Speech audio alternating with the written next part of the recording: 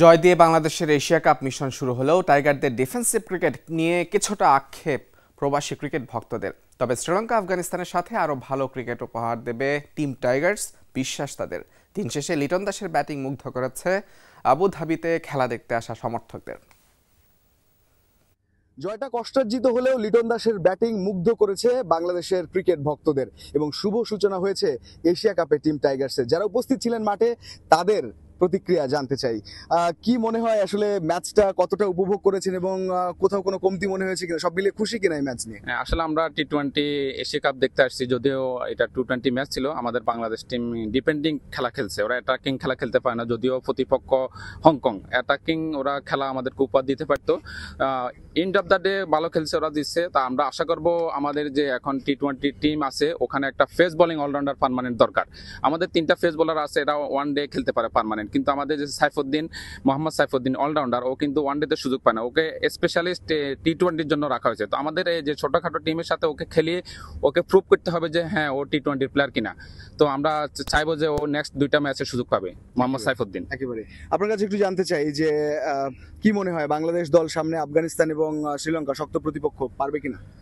আশা করি যে সামনে যে শ্রীলঙ্কার সাথে আমরা ভালো একটা রেজাল্ট করব। যেহেতু আমরা যে আশা ছিল মোটামুটি ওটা কাম ব্যাক হয় না আর কি। যেহেতু আমরা আশা ছিল যেহেতু যে বিলো 100 নিচে রাখার জন্য আর কি। যেহেতু আফগানিস্তান ইতিপূর্বেই হংকংকে মানে 69 পারাইছে, আর net run as a group 4 stage very crucial.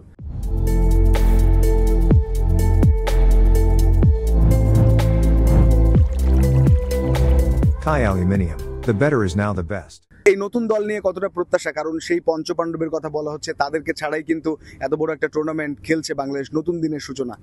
আসলে আমরা পুরাতন যারা টিমে ছিল তাদেরকে অনেক মিস করছি, এবং এখানে যারা নতুন আসছে তারা অনেক ভালো খেলছে। আগে যেরকমের 10 রান 20 রানের ভিতরে 4-5 উইকেট পড়ে যেত, উইকেট যখন পড়তে একসাথে পড়ে যেত, তবে এইবারে তারা একদম ফুল প্রফেশনালি ভাবে খেলছে, ধারাবাহিকভাবে খেলছে, খুব ভালো খেলছে। এবং আমরা অনেক দূর থেকে আসছি, অনেক বাংলাদেশি ভাই এখানে আসছে, টিকিট অনেক পাইনি, অনেক বাইরে ছিল। তো আমি আশা রাখবো সামনের ভবিষ্যতে আরো ভালো খেলবে বাংলাদেশ। ধন্যবাদ আপনাদের, এবং হোপফুলি পরের ম্যাচও ভালো খেলবে এবং আপনারাও আসবেন। যেমনটা দর্শকরা বলছিলেন, স্বপ্ন দেখার এই তো শুরু। এই স্বপ্ন অব্যাহত থাকবে। এশিয়া কাপের ট্রফির দিকে যে চোখ বাংলাদেশের, সেই প্রত্যাশা পূরণ হবে, সেটা দর্শকরাও চান।